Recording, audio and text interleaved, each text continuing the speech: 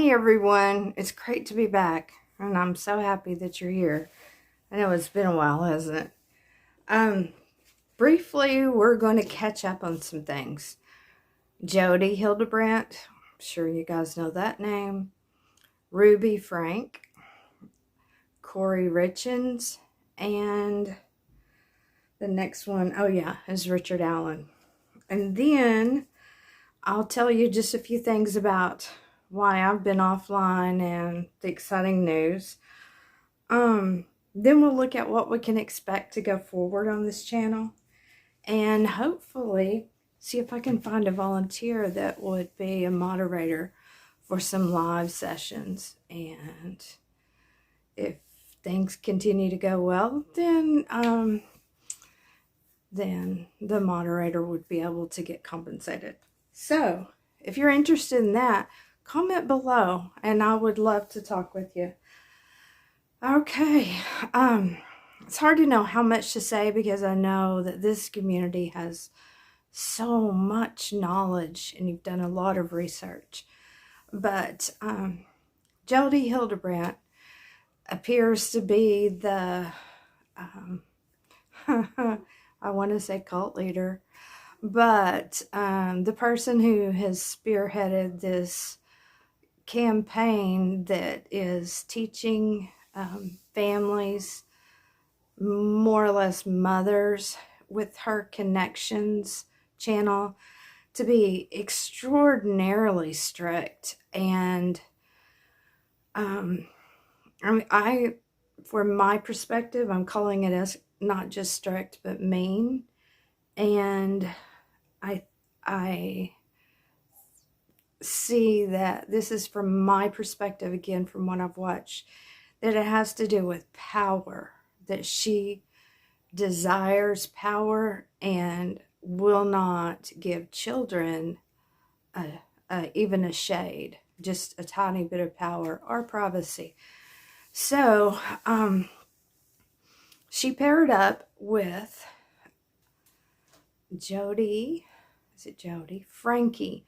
I've heard it pronounced Frank, then I've heard it pronounced Frankie, and I'm going with that. So correct me if I'm wrong. Who had a very successful channel, and its name was 8 Passengers. And on that channel, for over the years, she was vlogging daily with her children. And there are so many places that caused people concern with the way that she would deal with certain situations. So there were a lot of complaints. And eventually she followed the advice of Jodi Hildebrandt that, let me back up and just remind you that she has a master's degree and she's a licensed clinical therapist. So you think with those kind of credentials, you're going to come in with quite a bit of knowledge. But she absolutely does not have empathy from what I gather. And I also feel like, these are just, again, my ideas. I feel like that she has a burning hatred toward men and boys. And I think maybe it's something unresolved in her past. But that's the background, and she encouraged, we don't know how much, but Jodi, our Ruby, has been the sort of disciple. And she kicked her husband out of the house, and it's been 13 months. And from what we gather from the news, he has been financially supporting them. But she set up very strict rules to not contact her or the kids and only speak with him if she initiates. So that's just, his attorney says that he felt like that he had been brainwashed. So we're going to hear a lot about that, and we'll see what was going on. But the way this story broke was Ruby's son escaped they were actually at Jodi's house, which is about 4 hours away from where Ruby lives. But all of her children were there, and the two ladies were gone, and they had left the kids alone. So we don't know for how long. But he escaped and went through the porch window near the porch, and it's a long way to the neighbors, but walked down and went to the next door and rang the doorbell asking for help. So you probably know the story from there, that he was very emaciated. And so from some of the videos, you'll see that starving kids were part of this discipline as well. He had duct tape around his wrists and around his ankles, and old sores and new ones. So the man called 911 immediately, and the report came out that there were wounds from being tied up. But I found it interesting that they say he was tied to the ground, so I'm not sure. I guess I was picturing being tied up to your bed for something. I mean, I don't know. It's crazy. So that's going to be developing, and we'll watch and see. There was a brief hearing, and we learned that Ruby is trying to deflect blame on her older son, I believe, saying that to keep him away from any other children because of some essay that has occurred. I think that's her albatross to distract and just throw it out. I bet that's a terrible allegation. But it's not her first time, or Jodi's first time. So Jodi lost her license for a breach of contract and revealing some things, and she kind of became vindictive when some people left her therapy that she was charging so much, a ridiculously high amount of money. And then we also found out that the Church of Jesus Christ and Latter-day Saints, which most of us know as Mormons, the bishop is the person that has funneled all of these people to her for counseling, which the niece indicated it was like over 80% of the clients were coming from the church. So she was billing the church for her hours and made a fortune from that. So, okay, let's just skip on to Cori Richards. You remember that Cori is the one that's allegedly poisoned her husband with a Moscow Mule drink that she had purchased fentanyl, to put a high dose of fentanyl in it. And as he was going to bed, and then she went and got in bed with one of her boys. She has, I believe it's 3 boys. So there's a long story there, but you're probably following that as well. The newest thing that came out was a letter, and now we're finding out just today that there was actually 2 letters. And one of the letters is called Walk the Dog, and the second letter, I don't believe they've named yet, but this evening things are rolling out, so we'll find out. But basically in that letter, it is very obvious from what's been read that she is tampering with the witnesses, trying to get them to come up with a story, asking for them to make connections to someone in Mexico for drugs, to point to her husband being addicted to drugs, which all of the history that has been revealed so far is he was not a drug user. He was a home builder and had a drink occasionally. So that's one of the things she's trying to intimidate and tamper with using her mother to go through several different channels.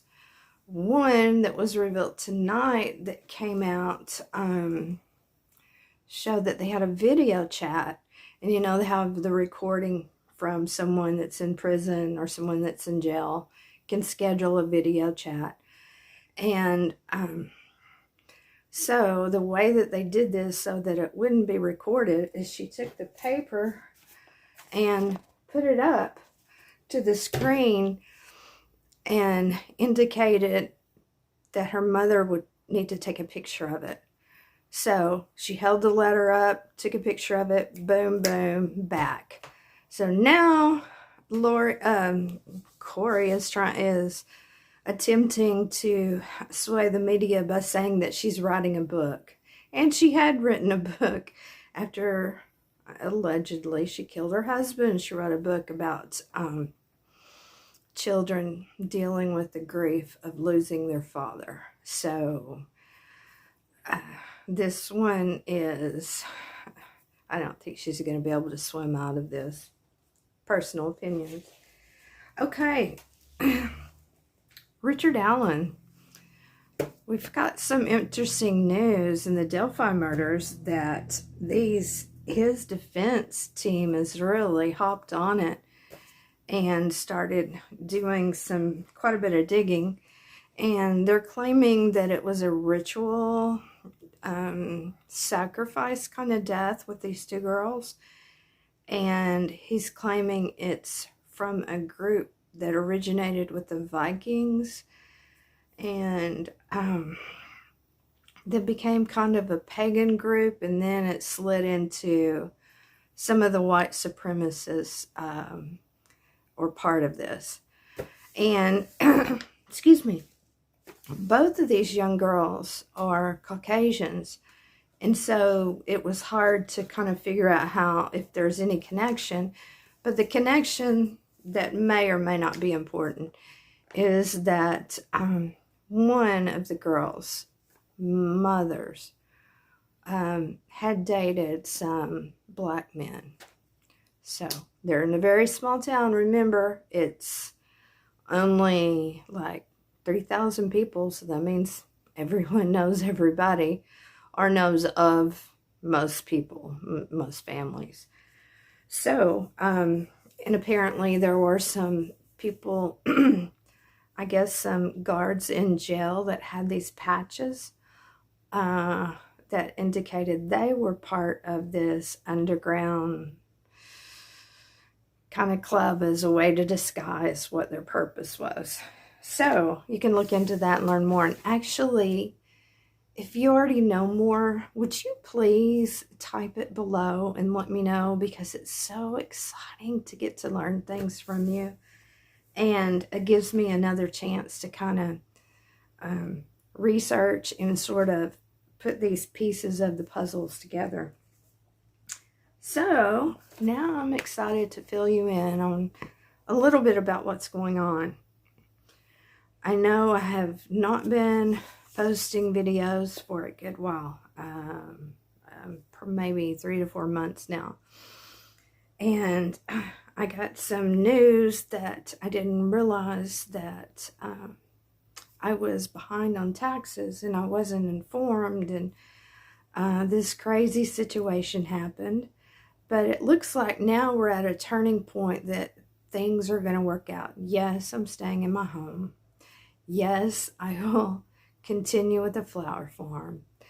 And then there's a plan that we're working out to pay these taxes that we weren't realizing. And when I say we, I'm kind of adding my son in, since he's so,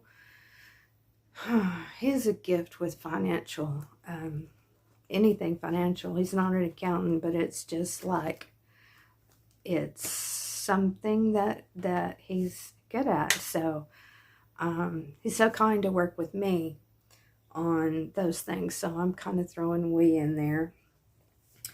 And there's one more cool thing, is I'm accepting a part-time position as a teletherapist. My job for 30 years was providing speech therapy services for kiddos. So this is for a junior high school. I haven't done the tele part yet, so if you'll pray and have good thoughts that this goes well. I feel like the first few days will be kind of the ones to or maybe the first few weeks, to get over that concern about not being in the same room with my students. So I'll have groups of 4 or 5. And that's going to be great. I'm excited. I believe it's going to start toward the 1st or mid-January. So we're right on the cusp of that. And like I said at the end, I would love, as we grow this channel together, to find someone that's willing to moderate for lives, and then hopefully as it grows, then it will be, a position of that you'll be able to get part of the, oh darn, I forgot the words. There's a sticker you can put on, there's a message. If somebody live wants to, well, you've probably seen many live YouTube channels, and I'm forgetting those words right now, so it doesn't matter. It's not that important at the moment, but just to know that that's coming soon. And I hope you guys are doing well. I'm so happy, and so we'll see you very soon. Take care.